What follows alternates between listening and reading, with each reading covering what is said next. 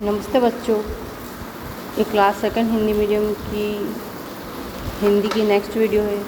इसके पहले वाली वीडियो में आपने कविता की पंक्तियाँ समझी थी और शब्दार्थ। अब इसके बाद में ये आपके ऑब्जेक्टिव है, अन्य और प्रश्नोत्तर है। तो इसमें से आपको कॉपी में लिखना है और करना है। सही उत्तर पर सही का निशान लगाइए।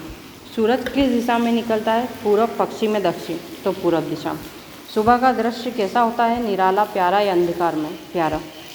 मधुर स्वर में कौन गाती है? लड़कियां, महिलाएं या चिड़िया? चिड़िया। तम शब्द का क्या अर्थ है? अंधकार, प्रकाश या लाली? अंधकार। ये पार्ट 1 के प्रश्नोत्तर है। सूरज ऐसे आता है। प्रश्न नंबर 1, सूरज का आकार कैसा होता है? तो उसका उत्तर है सूरज का आकार गोल होता है। प्रश्न नंबर 2, सूरज क्या बिखराते हुए आता है? तो सूरज लाली बिखरते हुए आता है। प्रश्न नंबर 3, सूरज निकलने पर चिड़िया क्या करती हैं? सूरज निकलने पर चिड़िया मधुर स्वर में गाती हैं। प्रश्न नंबर 4, जब सूरज थकने लगता है तो क्या होता है? जब सूरज थकने लगता है तो अंधकार बढ़ने लगता है। प्रश्न नंबर 5, किसान घर कब लौटता है? उत्तर, किसान घर शाम को लौटता है।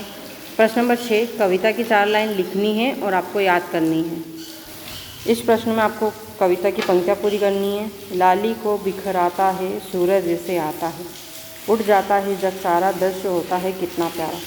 चिड़िया मधुर स्वर में गाती है, सुस्ती कभी नहीं पाती है।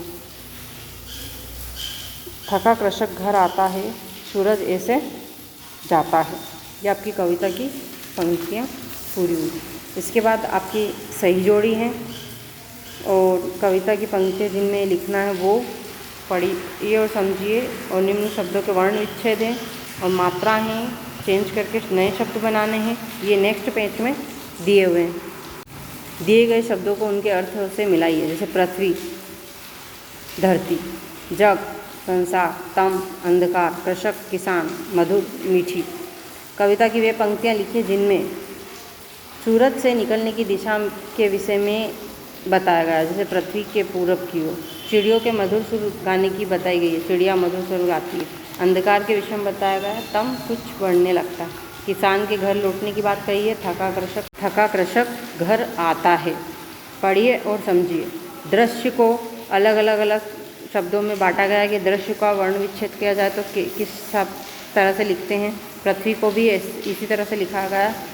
इसी प्रकार निम्न शब्दों का वर्ण विच्छेद, ऐसे ही कुछ शब्द दिए हैं तो उनका वर्ण विच्छेद किया गया, जैसे तृण, सुस्ती, कृषक, बिखरता।